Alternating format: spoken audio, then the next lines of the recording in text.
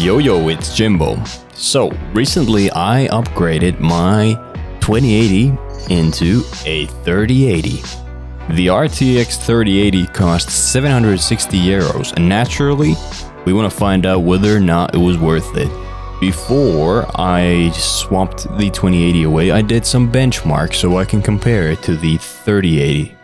All the benchmarks were run at 1440p at the maximum settings. Now, when looking at these scores, keep in mind that the 2080 is overclocked to its maximum potential. And the 3080 is just completely out of the box. Just install it and play it. GPU is paired with an i9 9900K and 32 gigs of 3K RAM CL15, if somebody is interested in that fact.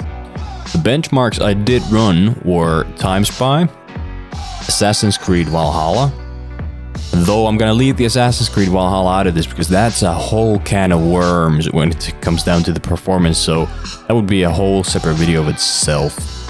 But other than that, there is Batman Arkham City, Batman Arkham Knight, Shadow of Mordor, Shadow of War, and Sleeping Dogs. We'll be focusing on the average FPS when it comes down to the games. In the Time Spy, you get the GPU score, but in games, we'll be focusing on average FPS. First off, Time Spy. 2080 received a score of 11,586 points. 3080 received a GPU score of 17,700 points. Then for the actual games, Batman Arkham City, 2080 got an average FPS of 126, while the 3080 pulled an average of 145 frames. Batman Arkham Knight from 2015, 2080 pulled an average FPS of 111, while the 3080 pulled an average FPS of 134. Then Shadow of Mordor from 2014, 2080 pulled an average FPS of 157, 3080 pulled an average FPS of 223.